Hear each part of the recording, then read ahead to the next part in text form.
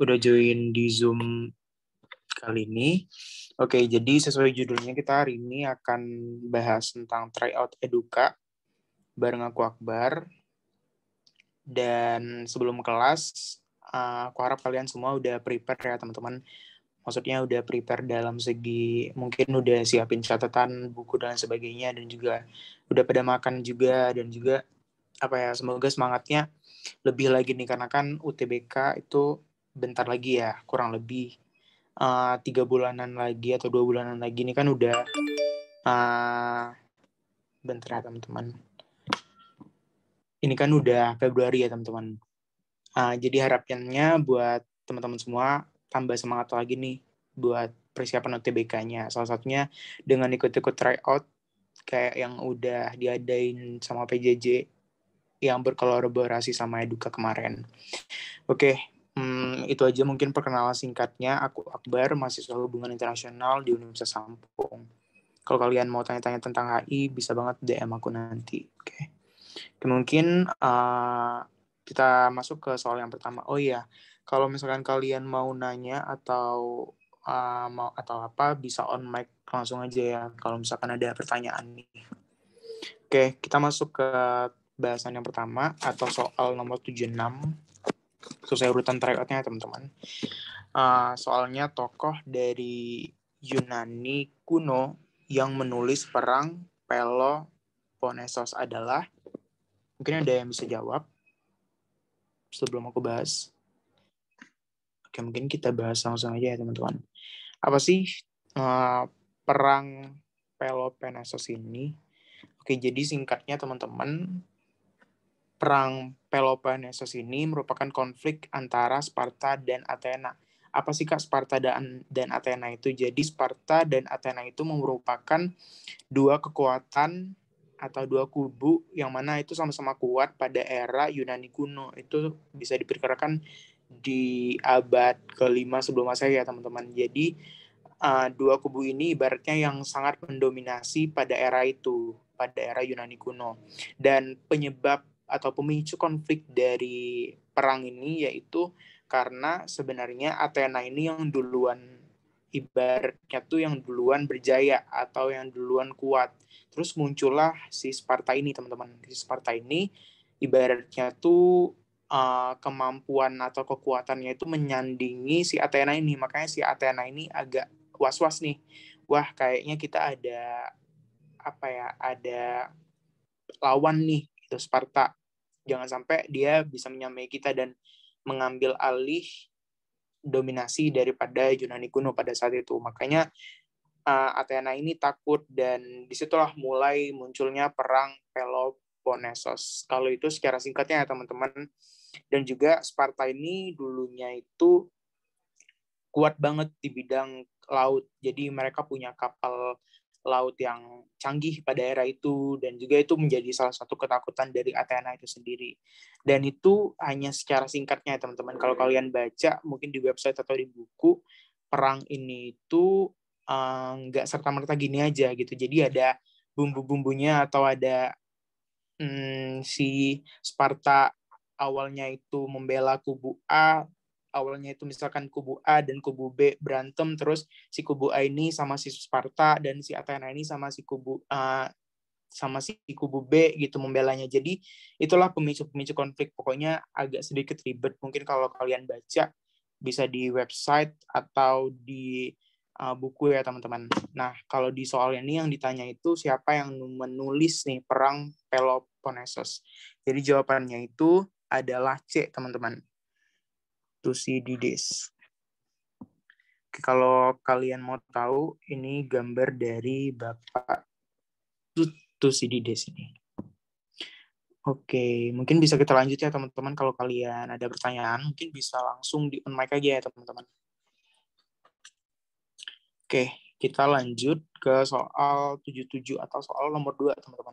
Prasasti Hindu-Buddha yang menerangkan konflik arus balik adalah. Nah, boleh banget nih teman-teman buat on mic buat jawab ya. Nah, jadi singkatnya teori arus balik itu teori yang menerangkan bahwa Hindu atau ajaran Hindu itu berasal dari Indonesia sendiri, terus balik lagi ke bangsa Indonesianya gitu. Ada di prasasti apa nih? Mungkin bisa kita langsung bahas ya teman-teman. Oke, mungkin kita bahas opsinya aja ya. Nah, dari prasasti Nalanda. Jadi prasasti Nalanda ini, nah langsung udah ketemu nih jawabannya. Dari kerajaan Pala Nalanda ini. Dan dia menerangkan teori arus balik. Jadi pas banget ya teman-teman. Jawabannya berarti A. Prasasti Nalanda ini. Yang menerangkan teori arus balik. Nah, mungkin kalau misalkan kalian nggak menguasai materi ini banget sih, sebenarnya bisa jawab ya. Kita lihat dari opsinya. Prasasti yang menerangkan teori arus balik. Kalau kalian mengetahui nih sedikit demi sedikit prasasti-prasasti yang ada di Indonesia, itu kan tidak ada yang sama sekali yang mencakup kayak teori ini tuh dari sini gitu. Jadi tidak ada salah satu pun teori yang ada di prasasti yang ditemuin di Indonesia. Jadi kalau kalian dari baca opsinya udah tahu mana nih yang berbeda sendiri. Kalau Yupa, Hujung Langit, Telaga Batu sama Palas Pasema kan emang prasasti yang ditemuin di Indo gitu. Cuma Nalanda doang yang berasal dari kerajaan India. Jadi walaupun kalian nggak menguasai materi sih, menurut aku bisa soal ini harusnya ya. Nah, yang kedua itu prasasti Yupa, teman-teman. Prasasti Yupa itu peninggalan kerajaan Kutai berisi silsilah dari Raja Mula Warman. Jadi kayak nerangin silsilah raja dari Raja Mula Warman, Purna Warman, dan lain sebagainya.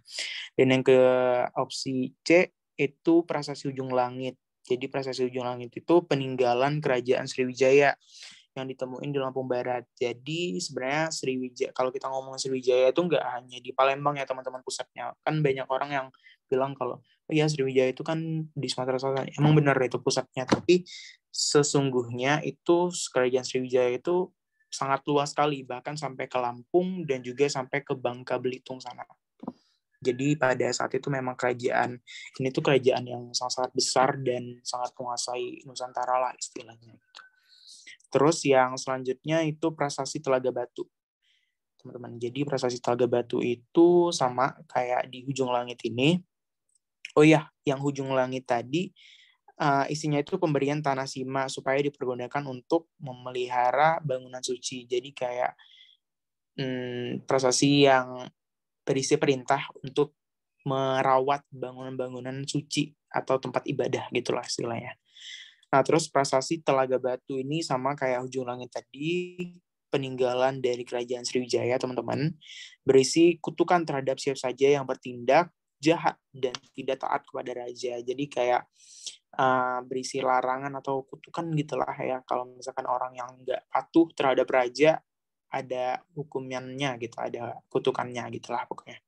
Terus ada prasasti Palas Pasema, sama juga peninggalan kerajaan Sriwijaya, yang berisi keberhasilan Sriwijaya dalam menduduki Lampung Selatan dan juga berisi kutukan, sama nih kutukannya, buat bagi siapa yang melanggar perintah raja atau tidak taat perintah raja.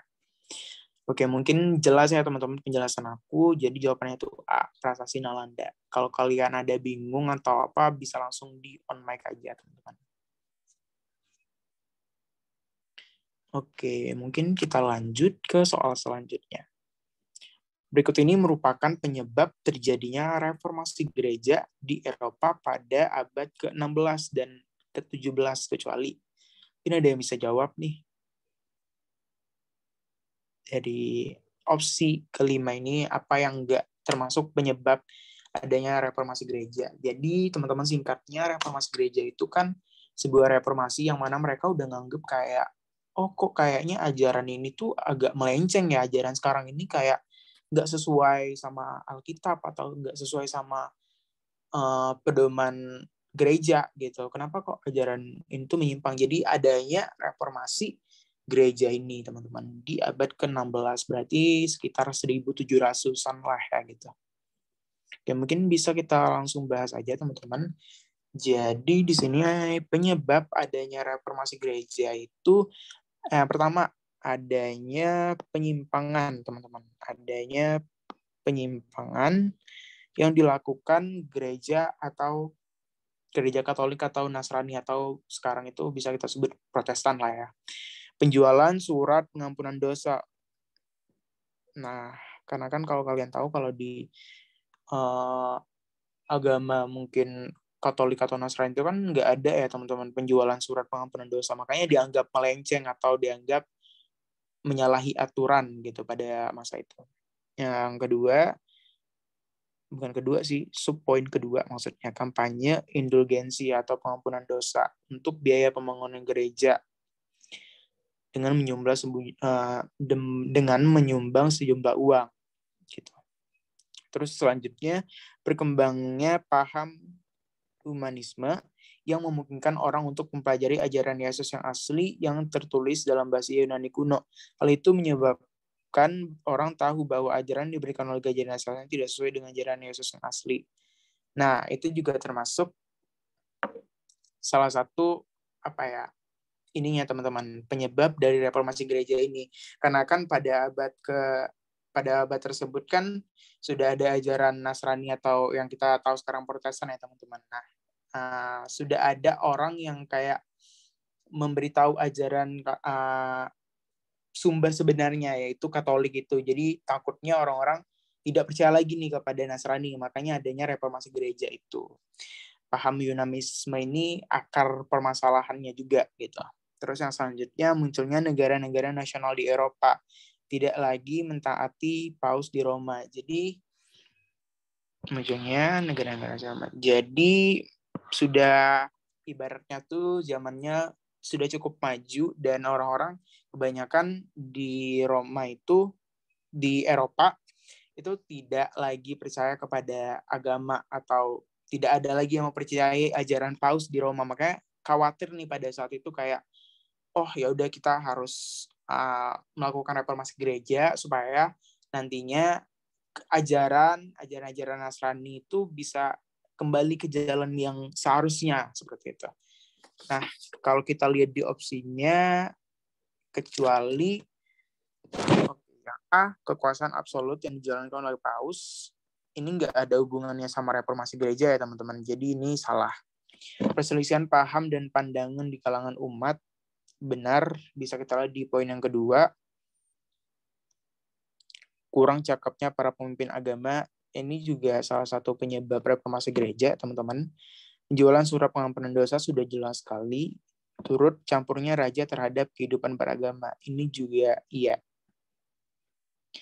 Jadi turut campurnya raja pada zaman itu kan zaman bisa bilang kerajaan juga ya teman-teman pada abad ke-16. Jadi ada raja-raja yang turut ikut campur dalam kehidupan beragama. Jadi kayak ya udahlah kita ngakuin reformasi gereja. Oke, jadi di sini jelas ya teman-teman jawabannya A, kekuasaan absolut yang dijalankan oleh paus ini tidak termasuk salah satu alasan atau penyebab dari reformasi gereja ini. Oke, mungkin jelas ya teman-teman penjelasan aku. Kalau ada penjelasan yang kurang jelas mungkin bisa di on mic gitu. Oke, nomor selanjutnya nomor 79. Faktor yang menyebabkan jatuhnya kabinet Belopo adalah, dari 4 soal tadi kan, dari 3 soal, tadi kan sejarah dunia, ada satu juga tadi, sejarah Indonesia, dan sekarang kembali lagi ke sejarah Indonesia, teman-teman. Faktor yang menyebabkan jatuhnya kabinet Belopo adalah peristiwa Tanjung Morawa, DITI, pembentukan Dewan di Sumatera, Mosi Hadikusumo, dan pemberontakan PRRI atau Permesta. Oke, mungkin kita langsung bahas aja ya teman-teman.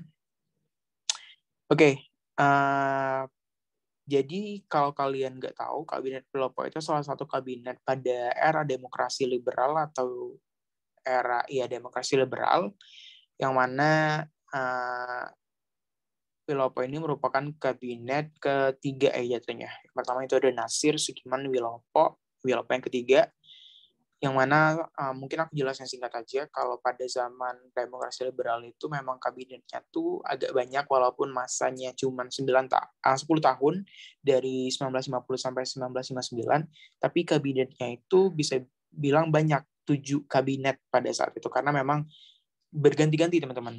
Dan penyebab dari runtuh atau jatuhnya kabinet-kabinet tersebut beragam sekali. Yang pertama itu Natsir. Natsir ini penyebab keruntuhannya karena adanya mosi Hadikusumo. Jadi Bapak Hadikusumo ini nggak percaya lagi nih sama kabinet Natsir ini. Makanya adanya mosi tidak percaya yang dilanturkan oleh Hadikusumo ini sehingga membuat jatuhnya kabinet ini seperti itu. Dan yang kedua itu ada kabinet Sukiman. Nah, jatuhnya kabinet Sukiman ini dikarenakan ada istilahnya itu MSA atau Mutual Security Art. Mungkin bisa aku tulis saja di sini ya. Mutual Security Art.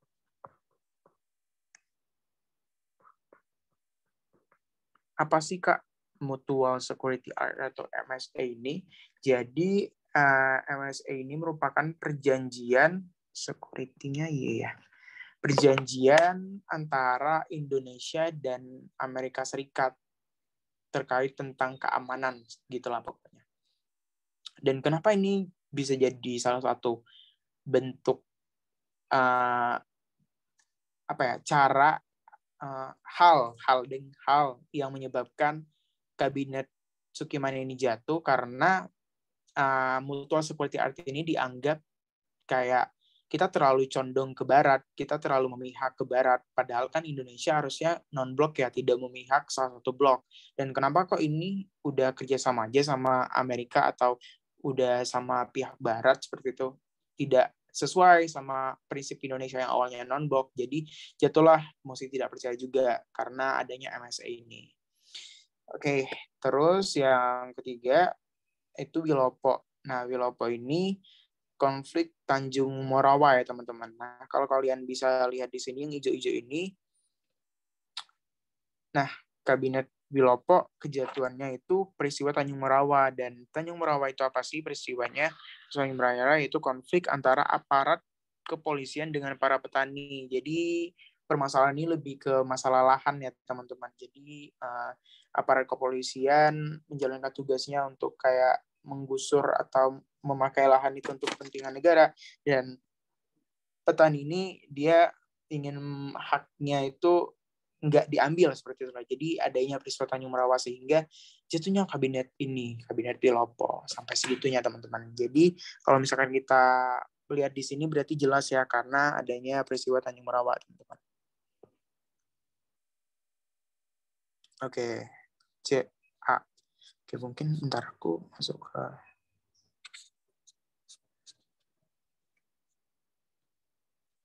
Oke.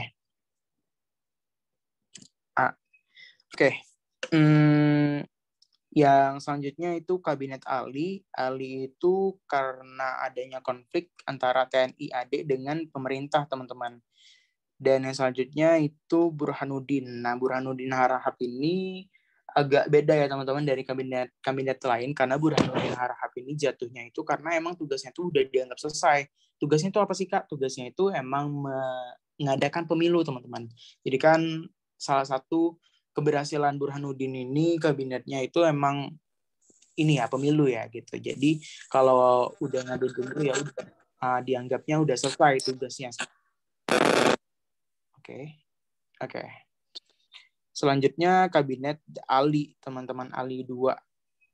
Nah, kabinet Ali 2 ini itu karena pecahnya koalisi PNI dan Masyumi. Jadi kayak kan Ali 2 ini kabinetnya itu perpaduan kabinet partai PNI dan Masyumi, karena koalisinya itu pecah jadinya ya udah tidak jatuh kabinet Ali 2 ini dan digantikan oleh kabinet Juanda. Dan kenapa kabinet Juanda itu selesai seperti itu? Karena bisa kita ketahui kalau misalkan udah ada yang namanya dekret presiden, yaitu pemindahan motornya pergantian sistem demokrasi Indonesia dari liberal ke terpimpin seperti itu. Oke, mungkin bisa di off mic dulu itu yang masih on mic. Oke, dari nomor 79 ini jelas ya teman-teman, jawabannya A. Kalau opsi B, DITI itu nggak ada hubungannya. Pembentukan Dewan di Sumatera itu nggak ada hubungannya. Terus 79, Kabinet Natsir harusnya Mosi Hadikusumo itu. Dan yang terakhir pemberontakan PRI dan Permesta itu nggak ada hubungannya juga. Oke, nomor 80. Oke, lanjut ya teman-teman. Nomor 80, dalam masyarakat tradisional Indonesia yang belum mengenal tulisan, kisah sejarah yang telah terjadi 2 atau 3 generasi sebelumnya itu disampaikan melalui. Ingat ya teman-teman, ini notes-nya atau garis besarnya itu sebelum masa Indonesia sebelum mengenal tulisan. Berarti praaksara, teman-teman. Kalau dari opsinya ini termasuk soal yang mudah ya, karena kita bisa mengetahui teman-teman. Jadi kan masa sebelum mengenal itu disebut dengan praaksara. Nah, bisa kita ketahui kalau misalkan A, babat. Jadi babat ini semacam karya sastra. Karya sastra. Kalau termasuk karya sastra berarti udah mengenal tulisan dong. Berarti bukan praaksara lagi. Berarti ini salah. Kakawin. Kakawin itu puisi. Kalau misalnya kita mau nulis puisi, pastinya kita udah mengenal tulisan dong. Berarti kalau puisi ini bukan. Tradisi lisan. Ini benar ya teman-teman. Karena kan kalau misalkan kita berada di era itu, pasti kita memakai lisan. Kalau kita belum menggunakan tulisan. Makanya sejarah itu pada zaman itu disampaikan melalui lisan, teman-teman. Mitos ini salah, dan hikayat ini juga salah. Oke, jadi jelas ya teman-teman, jawabannya nomor 80 itu C, tradisi lisan. Oke, nomor 81. Sebentar ya teman-teman.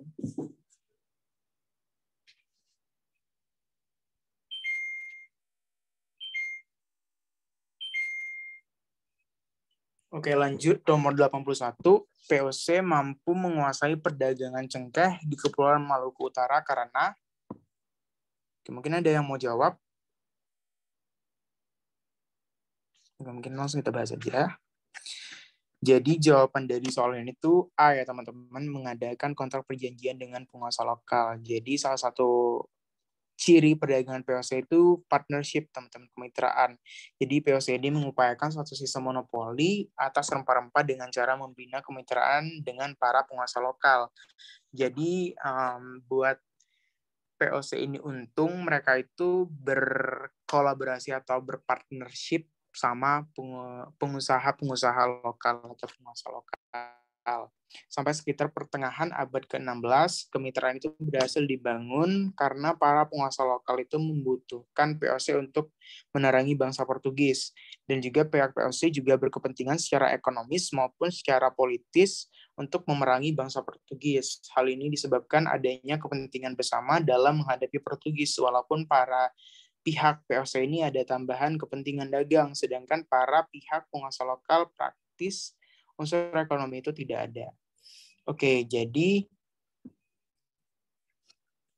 VOC mampu menguasai perdagangan cengkeh di Kepulauan Maluku Utara itu karena kemampuan VOC itu untuk mengadakan kontrak atau partnership dengan para penguasa lokal. Jadi jelas di sini jawabannya A, teman-teman. Menerapkan politik adu domba. Enggak ya teman-teman, karena VOC itu emang misinya perdagangan, jadi enggak ada unsur-unsur politiknya sama sekali. Melakukan penguasaan teritorial, ini tidak teman-teman, karena seperti yang aku bilang tadi, mereka itu fokusnya emang berkuasa untuk perdagangan seperti itu, bukan untuk unsur politik atau unsur wilayahnya seperti itu. Yang D, melakukan penaklukan terhadap penguasa lokal dan melawan. Enggak ya teman-teman. Menerapkan kebijakan perdagangan dengan cara damai. Ini juga tidak. Oke. Jadi jelas 81A. Marahin pulang malam enggak kan sama saudaranya. Oh, sama saudaranya, sama saudaranya. Dikirain sama siapa? Anjing, kirain sama siapa? Saudaranya ternyata. Mungkin ada yang lupa off mic ya. Di off mic mungkin. Oke. Lanjut ya teman-teman. Nomor 82. Dasar yang digunakan oleh von Heijngeldern untuk menyimpulkan bahwa nenek moyang bangsa Indonesia berasal dari daerah Yunani di Cina Selatan. Jadi si von Heine-Geldern ini menyimpulkan bahwa bangsa Indonesia atau nenek moyang bangsa Indonesia itu berasal dari Yunani di Cina Selatan. Apa nih dasarnya, teman-teman? Oke, mari kita bahas. Nah, jadi berdasarkan penelitian von Heine-Geldern berargumen kalau misalkan nenek moyang bangsa Indonesia itu berasal dari Asia Tengah, tepatnya itu di Yunani, di Cina Selatan. Dan dia nerangin bahwa semenjak tahun 2000 sebelum Masehi itu sampai dengan 500 sebelum Masehi telah terjadi migrasi penduduk purba dari wilayah Yunan ke daerah-daerah Asia bagian selatan termasuk daerah kepulauan Indonesia.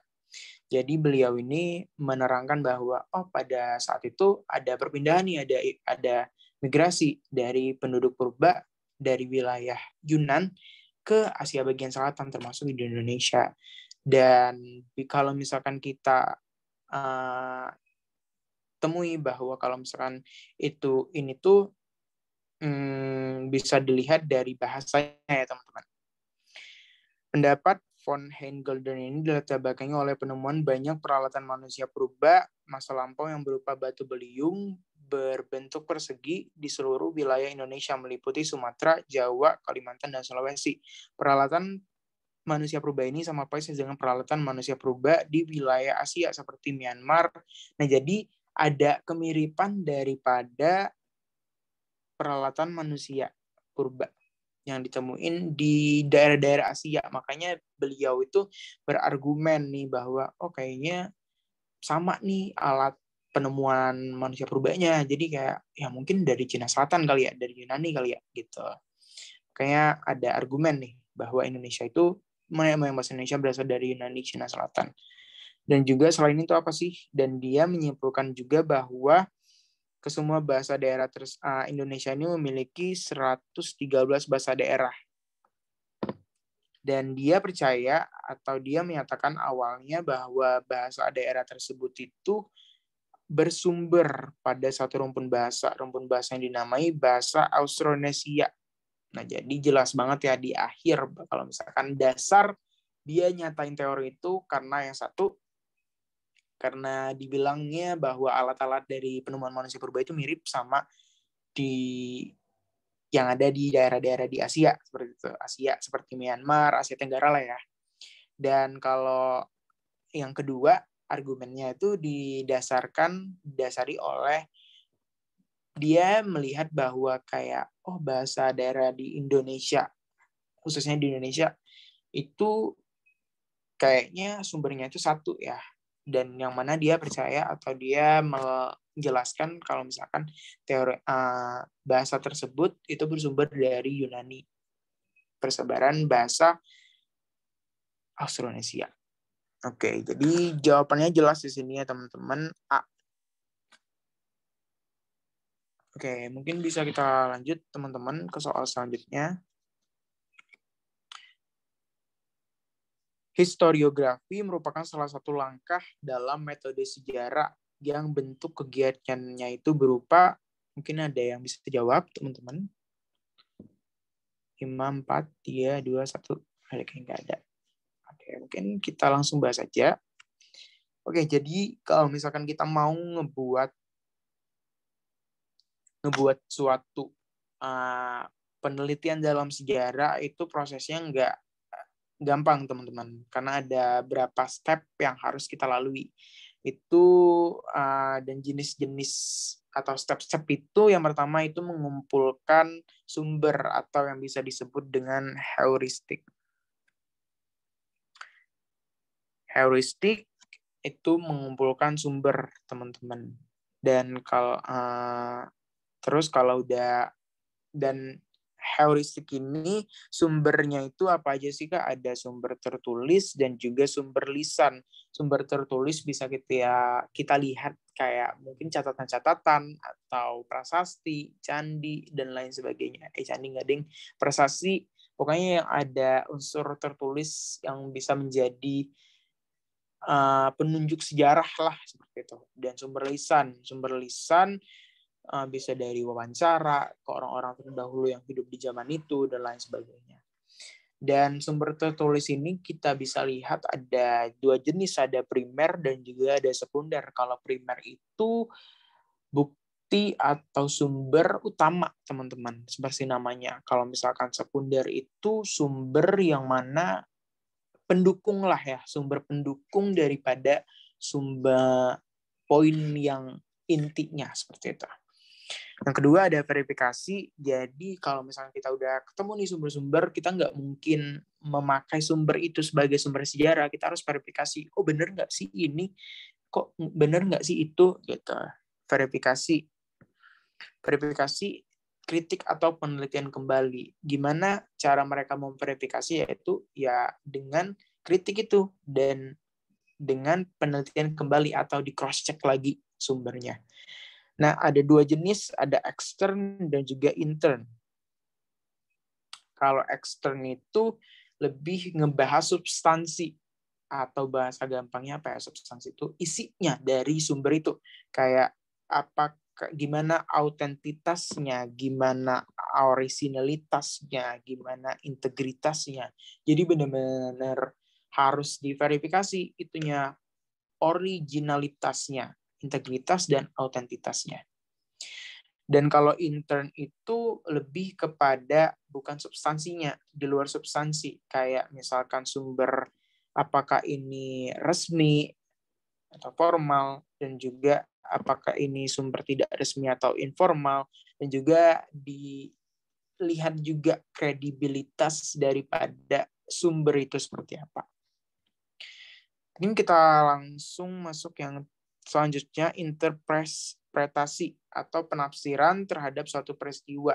Jadi kalau misalnya kita udah dapat sumber-sumber, kita kaitin nih, kayak kita jadiin apa ya, ibaratnya tuh kalau kalian udah nemuin nih bukti-bukti atau sumber-sumber, ya kalian buat narasinya, kalian narasiin apa yang terjadi pada zaman itu, dan itu masuknya itu di interpretasi.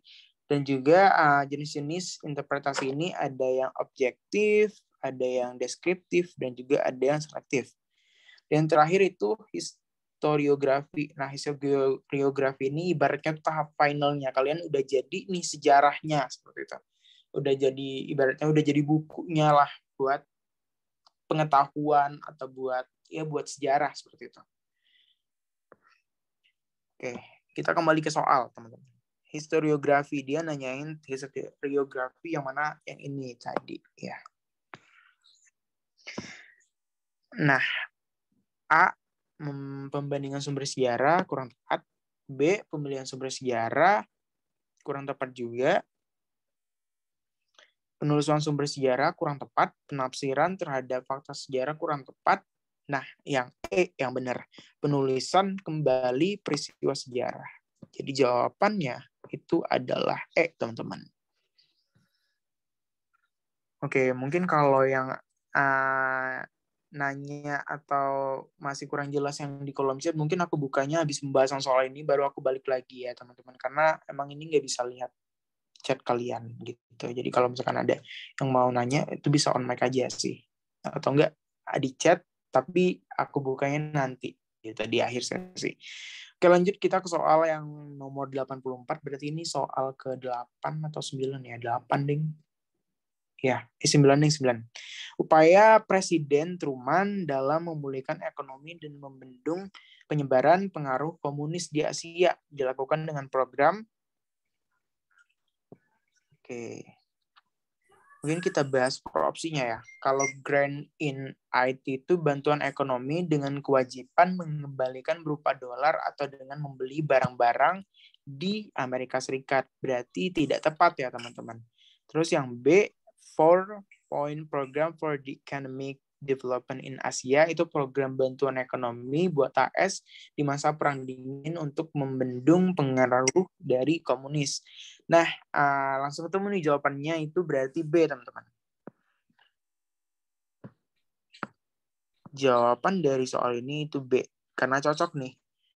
Presiden Truman ini mengembalikan ekonomi itu dengan program ini, 4-point program for the economic development in Asia, yang mana program ini itu program ekonomi AS di masa Perang Dingin untuk membendung pengaruh komunis. Jadi Amerika Serikat ini ibaratnya tuh memberikan bantuan-bantuan nih kepada negara-negara di dunia untuk ayo lo sini aja, lo ibaratnya tuh lihat apa ya, mereka baik ke negara-negara di dunia supaya negara-negara itu tuh nggak memihak kepada si komunis ini, jadi memihak ke mereka gitu, ke sekutu atau Amerika Serikat. Marshall Plan ini mungkin nggak asing lagi ya, kalau kalian anak IPS pasti nggak asing lagi dengan Marshall Plan. Ini merupakan bantuan ekonomi yang diberikan AS ke negara-negara yang hancur akibat Perang Dunia Kedua. Jadi negara-negara yang hancur itu diberikan bantuan oleh Amerika Serikat dengan bentuk Marshall Plan ini.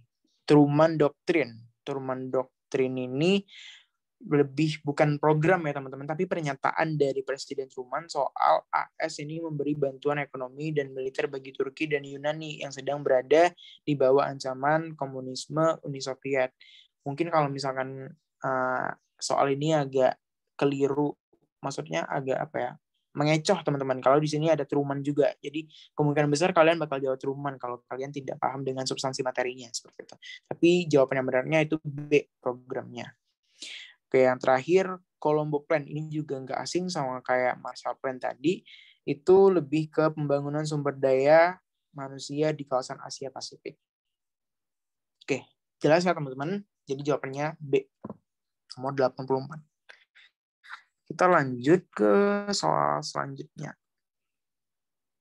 Dasar hukum penyatuan Jerman Barat dan Jerman Timur menjelang berakhirnya Perang Dingin adalah, oke, jadi apa sih dasar hukum penyatuan Jerman Barat dan Jerman Timur ini menjelang Perang Dingin?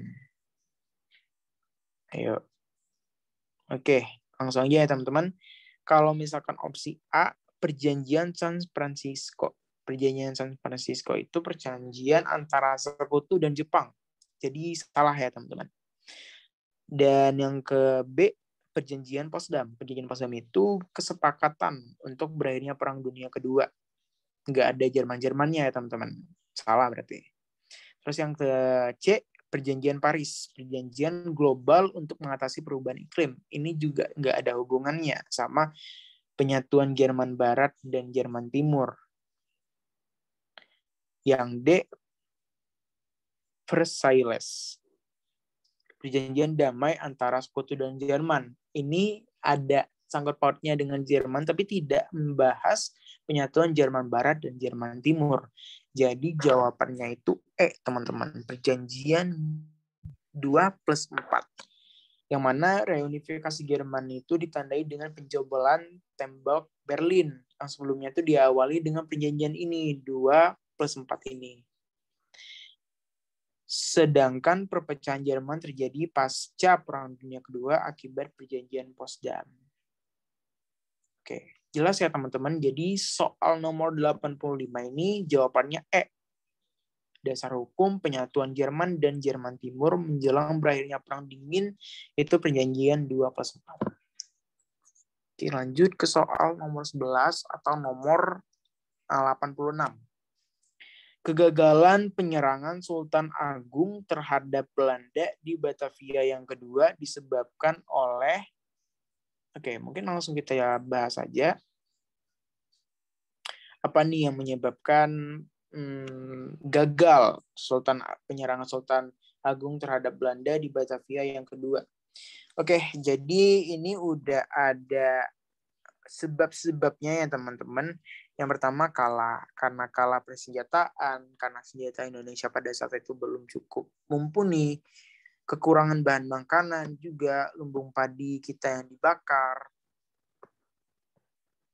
yang terlalu jauh antara Mataram dengan Batavia, dan juga pembendungan sungai yang dilakukan oleh tentara Mataram ternyata berdampak menyebarnya wabah penyakit.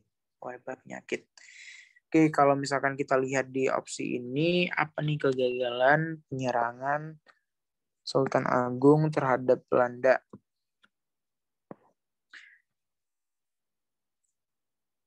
lemahnya strategi perang enggak, kurangnya jumlah pasukan ini tidak ada hubungannya, karena pasukan kita udah banyak pada saat itu, banyaknya prajurit yang melarikan diri ini tidak sesuai juga. Dan yang D, ini benar, terjadinya pembakaran umum padi sesuai yang opsinya, dan juga minimnya dukungan kerajaan terhadap pasukan di medan perang ini juga tidak sesuai, karena dukungan dari kerajaan itu tidak minim, sangat maksimal sekali, karena kan kerajaan saat itu yang mana ada Sultan Agungnya seperti itu, jadi tidak sesuai yang E. Oke, jadi bisa kita lihat pada nomor 86 ini jawabannya D, teman-teman.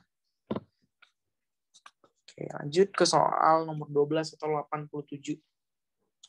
Wujud implementasi dari kesepakatan Kongres Wina pada tahun 1814 adalah Inggris harus menyerahkan Pulau Jawa kembali kepada Belanda karena. Oke, jadi salah satu kesepakatan dari Kongres Wina atau implementasinya itu Inggris ini harus menyerahkan Pulau Jawa kembali ke Belanda. Kenapa sih? Gitu. Oke, mari kita bahas. Sebelum kita masuk ke kenapanya, kita harus tahu dulu nih Kongres Wina itu apa sih? Jadi Kongres Wina itu pertemuan antara para wakil dari kekuatan-kekuatan besar di Eropa.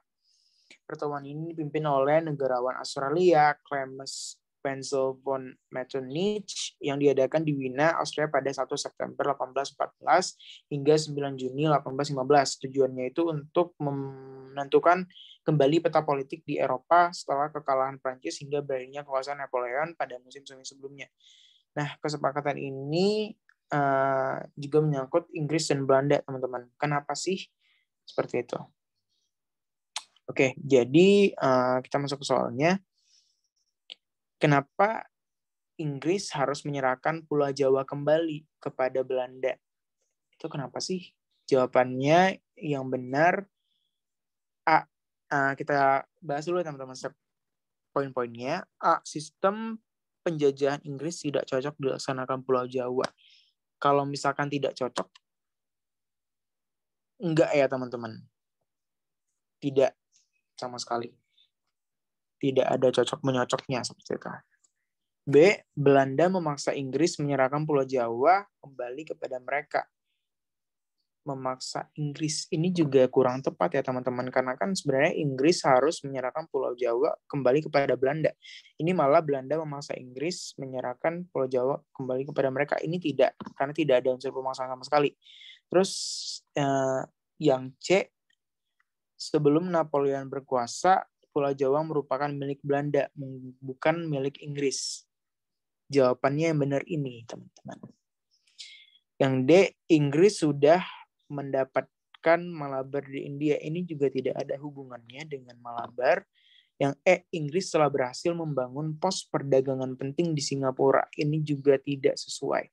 Jadi jawabannya C, sebelum Napoleon berkuasa, Pulau Jawa merupakan milik Belanda, bukan milik Inggris. Jadi implementasi dari Kongres Wina ini yaitu Inggris harus menyerahkan Pulau Jawa ke Indonesia. Itu sebabnya itu tadi.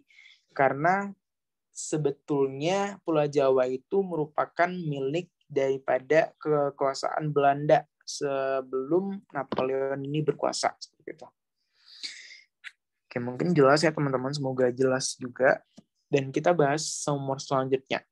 Pemisahan kekuasaan yang membagi kekuasaan menjadi 3, yaitu eksekutif, yudikatif, dan legislatif. Itu digagas oleh siapa, teman-teman? Kalau kalian tahu, kalau misalkan eksekutif, yudikatif, dan legislatif ini namanya itu yang tidak asing lagi di kita itu trias politika. Nah, siapa sih yang menggagas ini? Itu jawabannya yang benar adalah B, teman-teman. Montesquieu ini. Oke, mungkin clear ya teman-teman. Jadi gagasan dari trias politika ini digagas oleh Montesquieu ini. Oke, lanjut ke soal selanjutnya. Pada tanggal 17 Agustus 1959, pidato Presiden Soekarno pada proklamasi itu akhirnya dijadikan MPRS menjadi GBHN atau Garis Besar Haluan Negara. garis besar haluan negara. Judul pidato tersebut yaitu, ada yang bisa jawab? Apakah itu Indonesia menggugat dari Sabang sampai Merauke, penemuan kembali revolusi kita, berdikari, atau jangan sekali-kali meninggalkan sejarah? Apa nih? Jadi yang benar itu adalah C, teman-teman. Jadi isi dari pidato pada tanggal 17 Agustus 1959 itu penemuan kembali revolusi kita. Kenapa sih disebut penemuan kembali revolusi kita? Itu karena pada saat itu kan, pada saat masa-masa itu kan akhir wujud masa demokrasi liberal, teman-teman. Kan seperti yang kita tahu, kalau misalkan demokrasi liberal itu salah satu masa yang chaos banget ya, kalau bahasa sekarangnya. Benar-benar kacau banget, karena tiap tahun berganti kabinet, dan juga para kabinet itu tuh nggak mentingin negara. Maksudnya prioritasnya bukan negara, prioritasnya mereka tuh saling berebut kekuasaan, ibaratnya seperti itu. Saling menjatuhkan satu sama lain, partai-partainya, kabinet-kabinetnya, dan juga benar-benar chaos, dan juga tidak sesuai lah dengan tujuan awal Indonesia, yang mana mereka berharapnya udah nemuin pengganti dari UUD S 1950 ya, tapi selama 10 tahun itu nggak berhasil juga nih, karena kabinet yang berganti-ganti dan nggak fokus pada inti permasalahannya, malah sibuk berebut kekuasaan, dan juga tidak berhasil mengembalikan Irian Barat ke tangan Indonesia, karena posisinya Irian Barat itu tangan Belanda, seperti itu. Nah, jadi pada saat itu Presiden Soekarno mulai melakukan revolusi, dan juga salah satu bentuk awalnya itu dia berpidato mengenai penemuan revolusi kita. Penemuan kembali revolusi kita. Mungkin jelas ya, teman-teman? Oke, kita masuk ke soal yang terakhir, teman-teman.